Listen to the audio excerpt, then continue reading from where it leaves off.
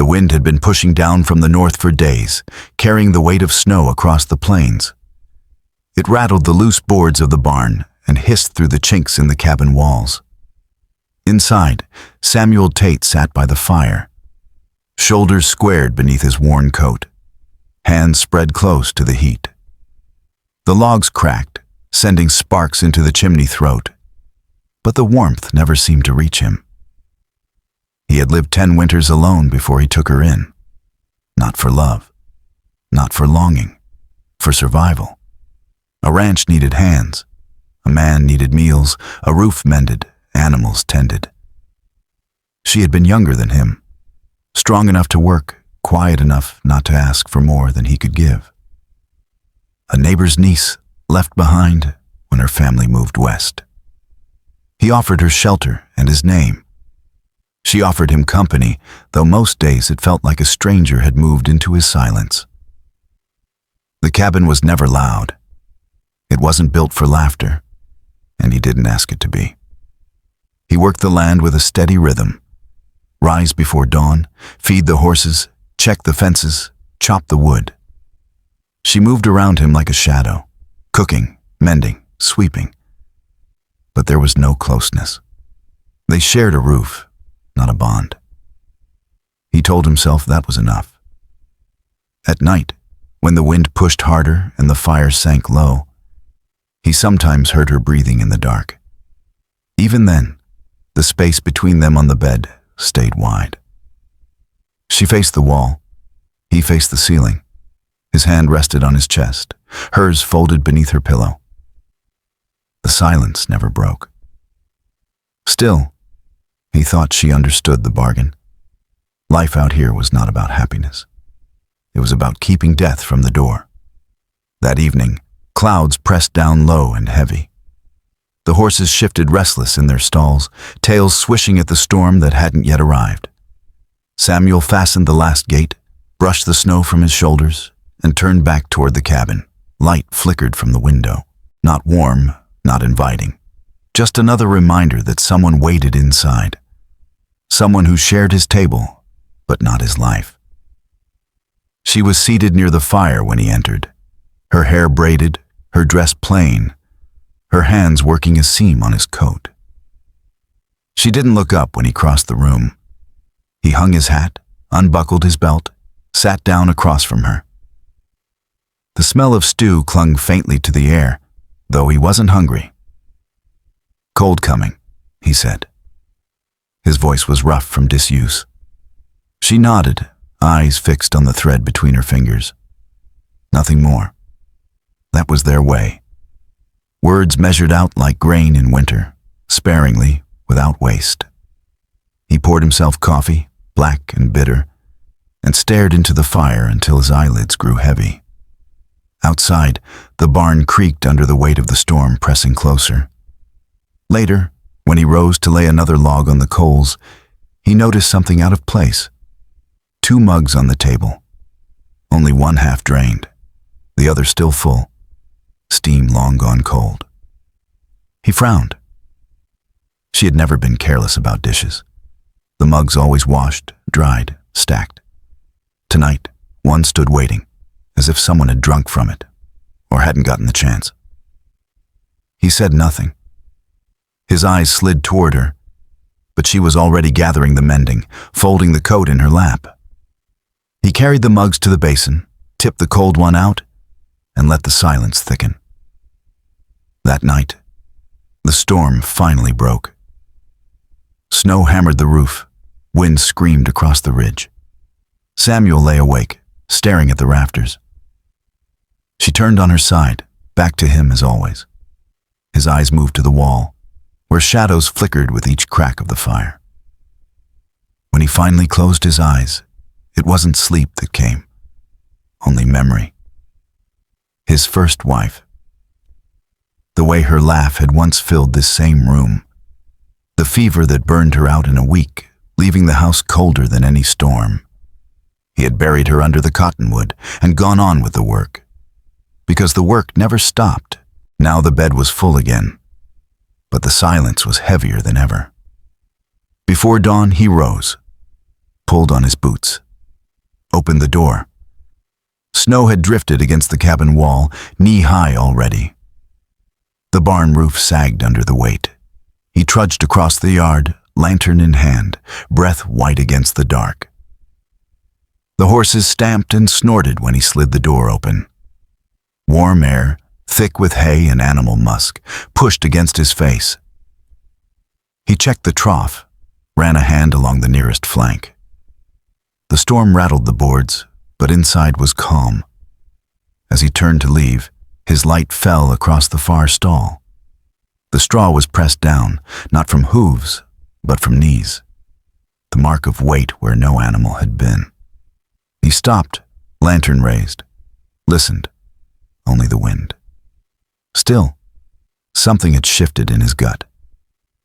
He set the lantern down and walked back through the snow. His boots left deep tracks that the storm began to erase at once. Back inside, she was already awake, sitting by the fire, her hair unbraided now, loose around her shoulders. She looked up at him for once, her eyes wide, watchful, almost expectant.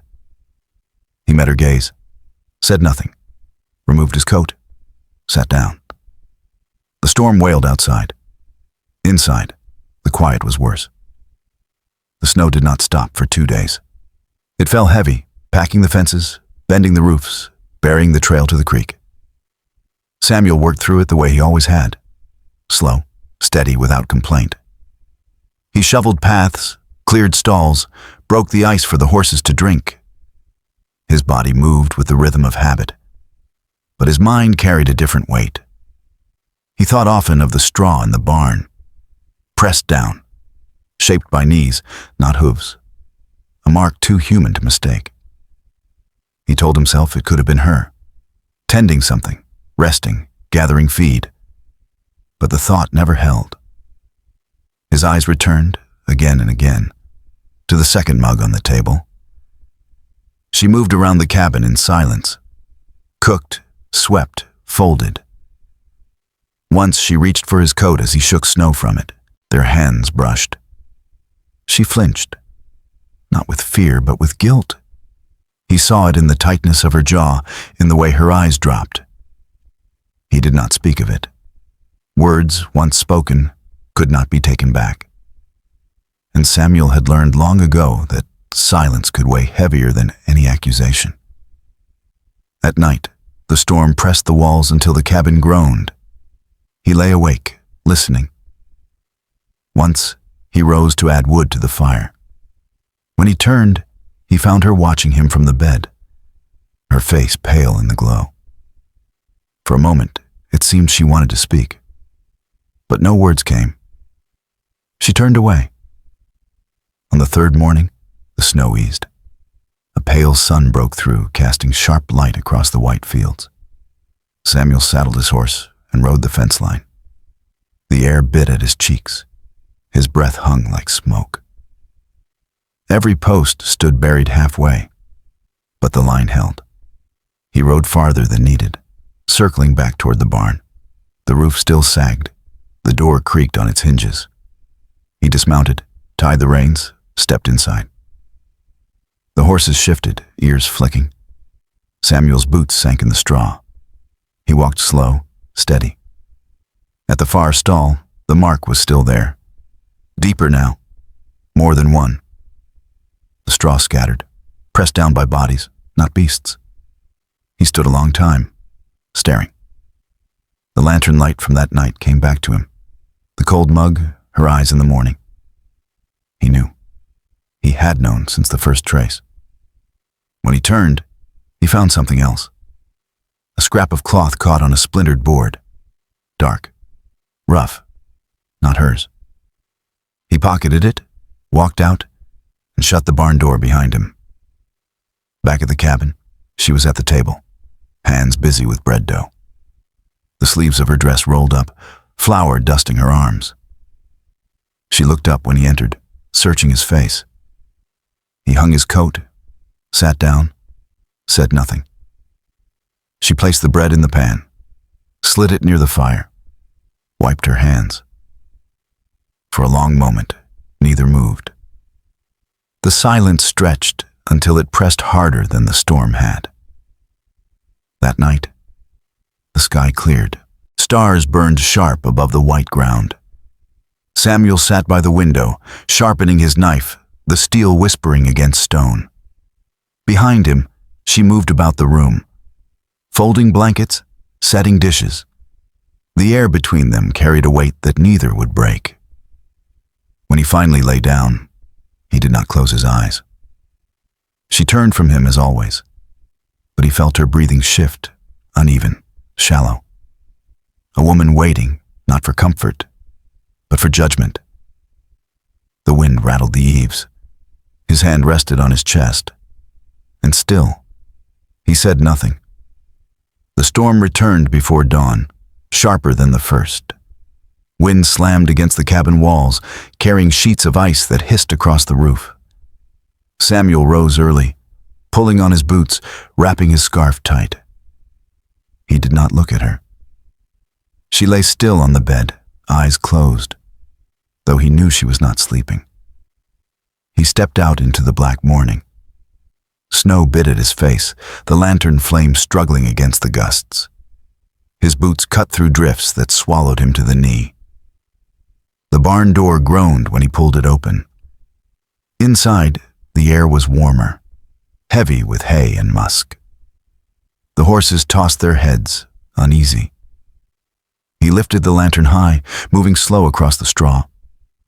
Then he heard it. Not the wind, not the creak of timbers. A sound too human, a stifled breath, a shift of weight. He stopped, lantern raised. The light caught them in the far stall. Her hair loose, falling across her shoulders. Her dress pulled, crooked. A man with her, broad, rough, his face shadowed, shirt half open, boots still on. Their bodies froze as the light reached them, caught like deer in a snare. For a long moment, no one moved. The horses stamped, snorted, restless. The wind screamed through the cracks, rattling the walls. Samuel's hand tightened on the lantern handle, his jaw locked. But he did not shout, did not curse, did not reach for the rifle slung across his back. He only looked. Her eyes went wide, shining with something between fear and shame. The man muttered low, then pulled away, slipping past Samuel with his head down. Boots crunching, door slamming, gone into the storm. She remained, clutching her dress to her chest, breath fast, shoulders trembling. Samuel did not move. He stood, still as the beam that held the roof. The lantern light wavered, casting her shadow long across the straw. She opened her mouth as if to speak. No words came. He lowered the lantern, turned, walked out. Snow cut at his face as he crossed the yard. The door of the cabin creaked when he opened it, hinges moaning in protest. He stepped inside, set the lantern on the table, pulled off his gloves. Then he sat down by the fire. When she entered minutes later, her hair clung wet to her cheeks, her dress clutched tight around her. She stood in the doorway, shaking, lips parted. He did not look at her. He fed a log to the flames, leaned back in his chair, and stared into the fire. The silence swelled until it seemed the walls themselves would crack beneath it. She took one step forward, stopped. Her voice, when it came, was thin, trembling. "Samuel." He did not answer. The wind howled outside. Inside, the quiet was worse. Morning came thin and metallic. The storm moved on, but left its shape behind, drifts piled like quiet judgments along the fence. Samuel hauled water from the creek, ice ringing in the bucket like broken glass. The handle bit his palm. He kept walking. Inside, she had scrubbed the table to bare wood and set 2 cups by the stove, handles turned even. Her hair was braided tight, as if neatness could hold back ruin. When he entered, she stepped aside without touching him. He set the bucket down. Water sloshed once and stilled. He ate standing, bread, a strip of cold pork, coffee that had forgotten heat. She set a plate near his elbow and left it there. He did not reach for it. After a while, she carried it away and did not try again. The barn smelled of straw and iron. He shoveled the far stall until the straw lay clean, new flakes bright against old wood. No mark remained. The horses chewed and blew, calmer for work done. He stood a long minute with his hand on a warm neck and let the animal's breath slow his own. Then he closed the door and threw the latch as if weight alone could keep certain things out. In the cabin, he moved the rocker so it squarely faced the door.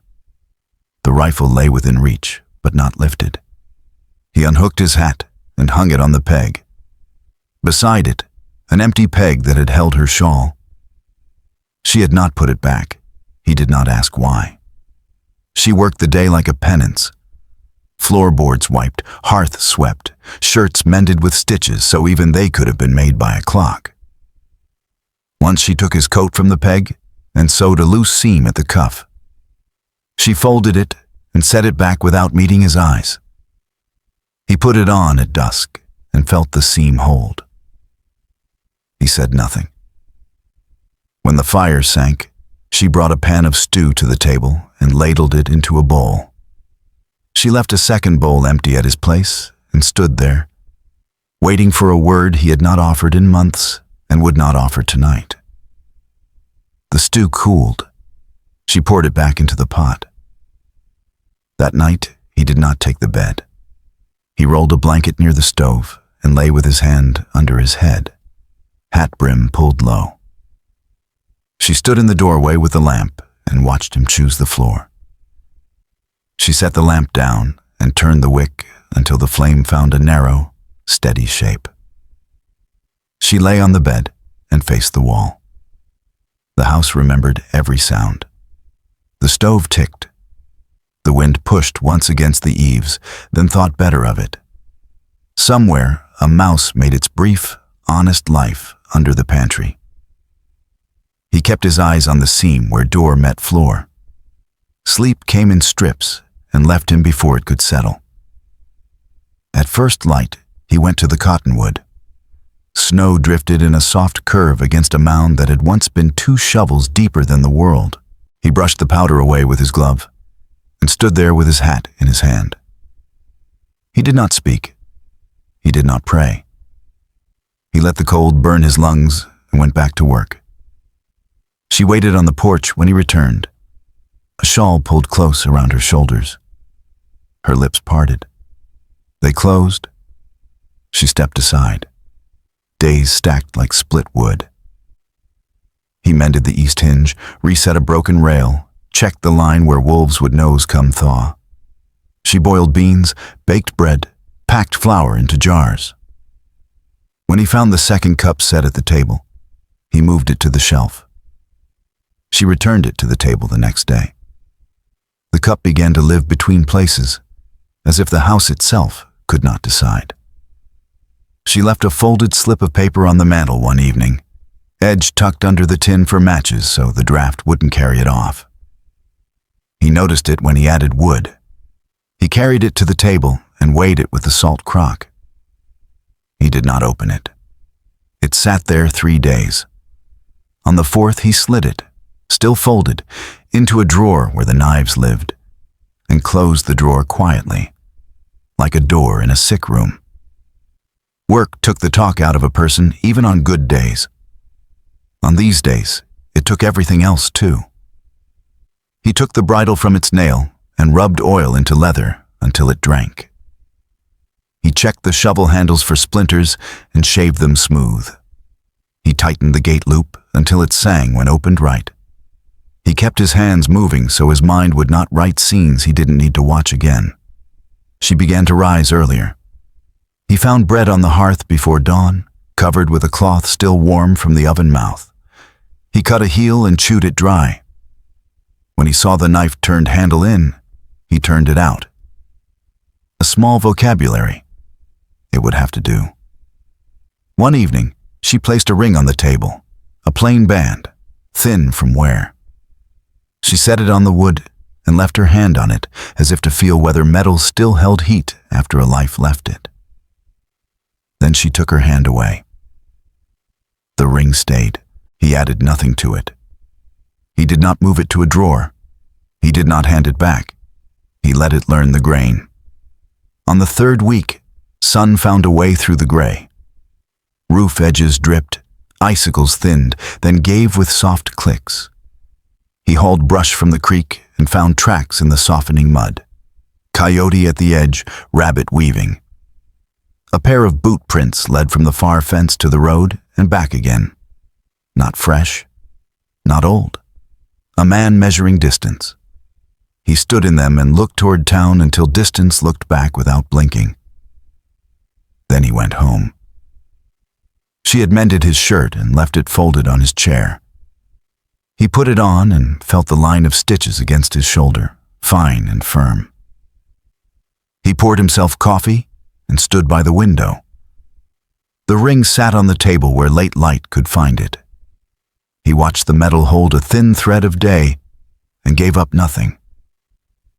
That night, he lit the lamp and took a box down from the high shelf. In it lay small things that pass for proof. A broken button, a stub of pencil, a scrap of blue ribbon lifted from a fence last spring. He set the box open on the table and stepped back. She stood a long time on the other side, hands at her sides, eyes on the ribbon. She did not touch it.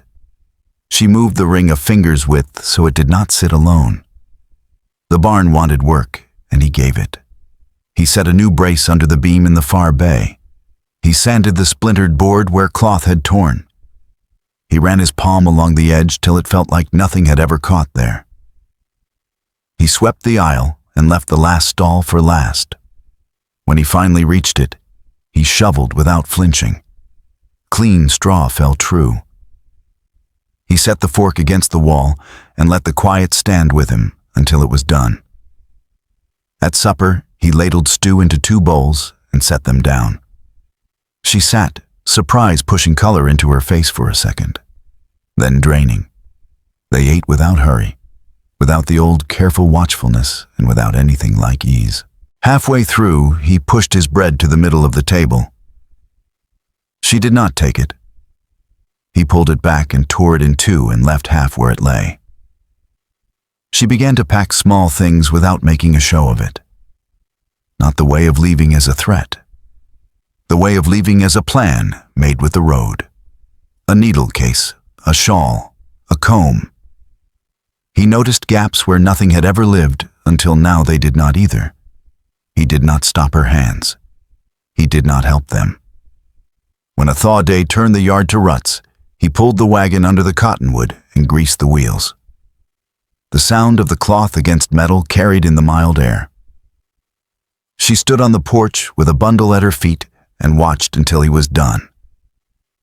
Then she went inside and put the bundle back on the bed and folded the blanket over it. She paced once the length of the room and sat, hands flat on her skirt until the cloth stopped trembling.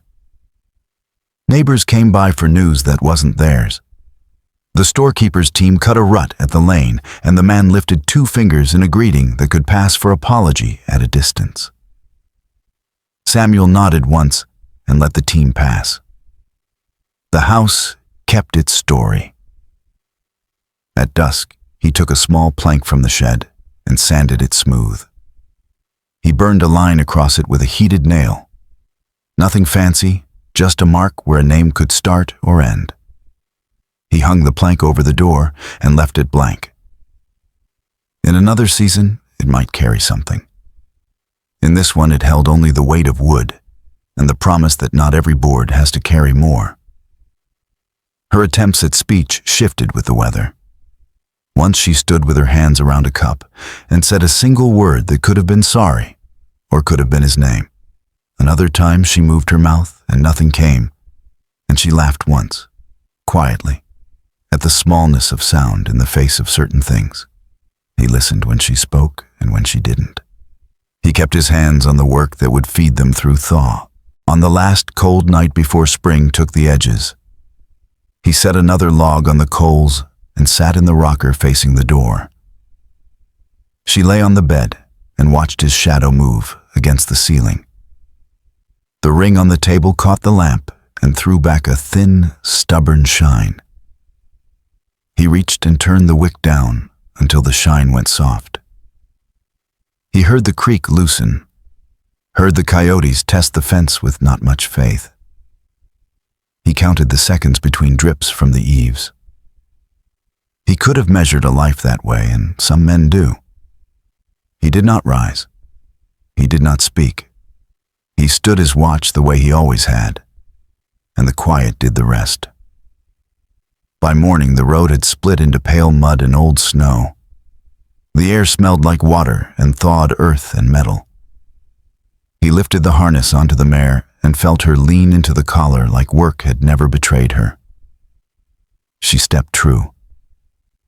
He opened the gate and let the yard imagine a wagon where only footprints had run. She stood on the porch with the bundle at her feet again. He looked at the road. She looked at him.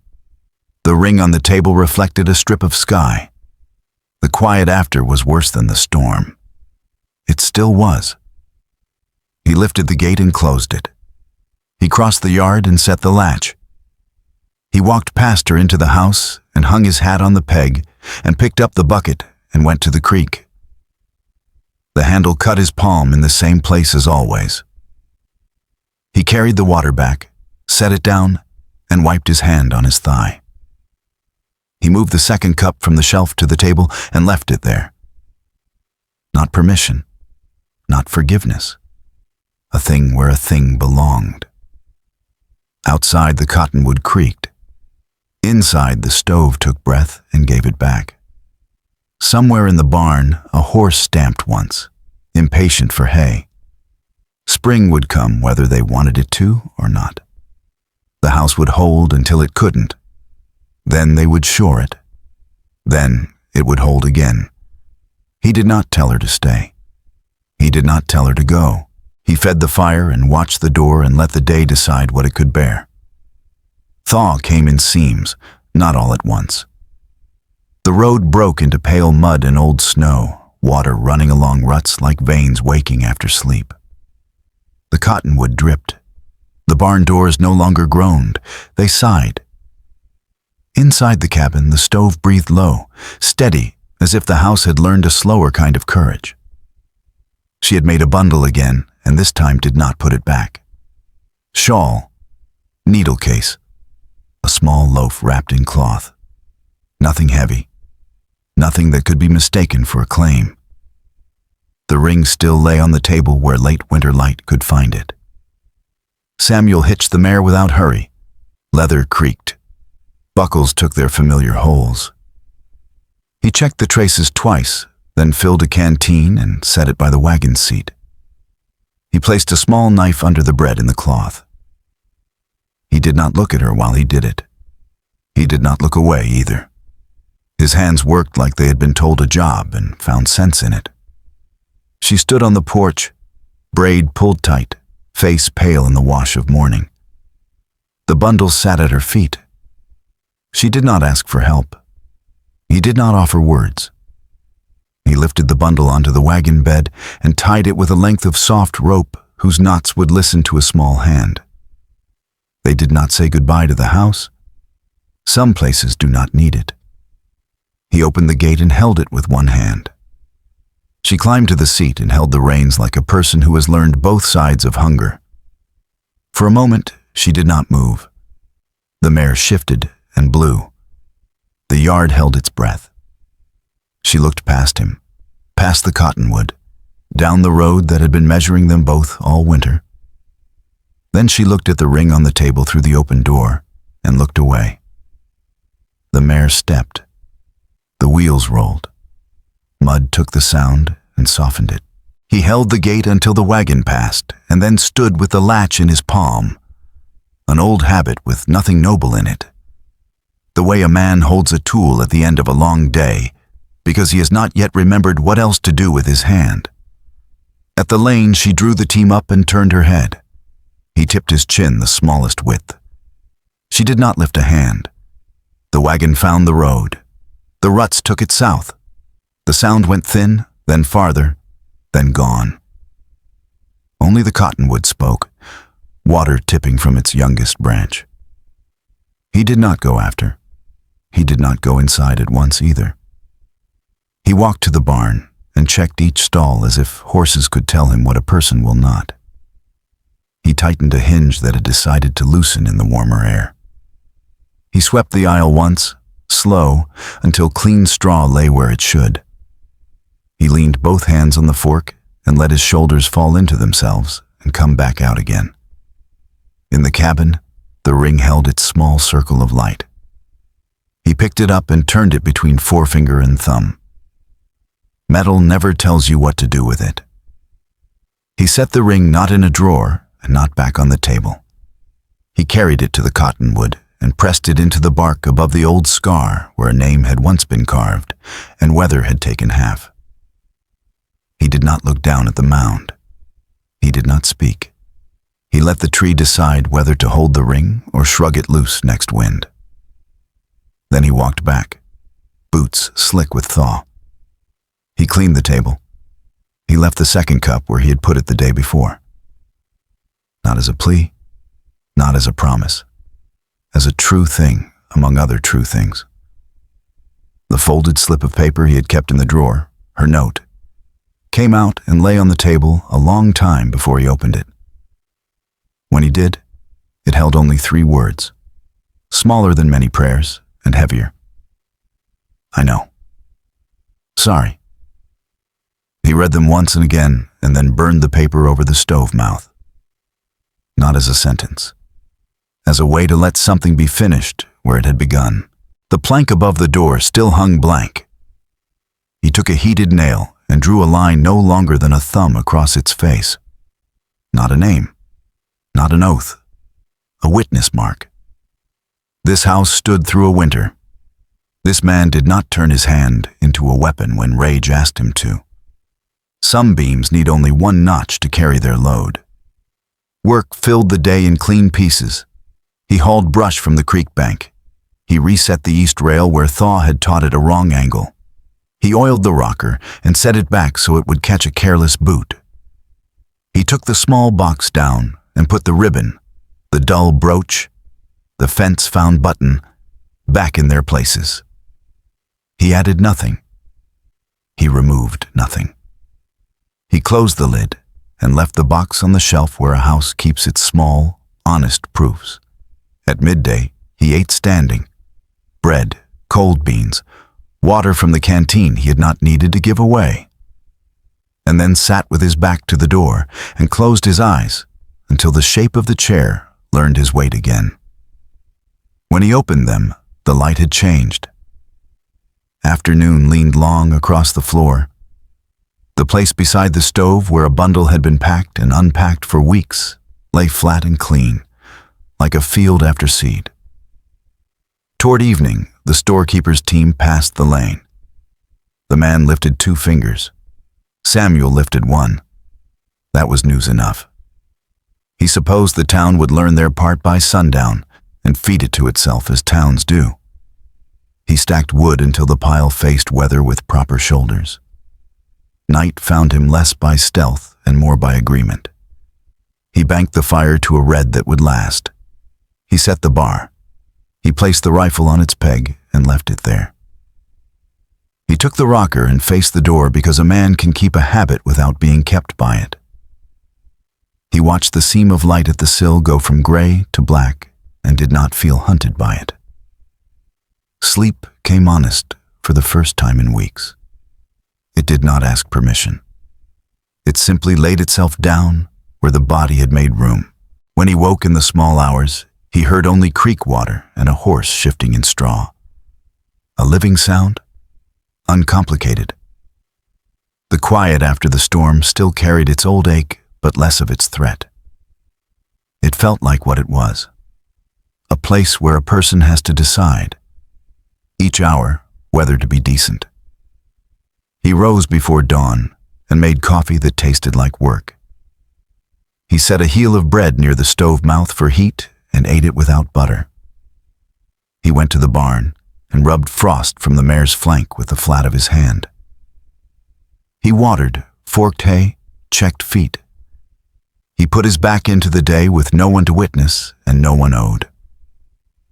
The sky broke open clear, and the land lifted its shoulders as if to meet it.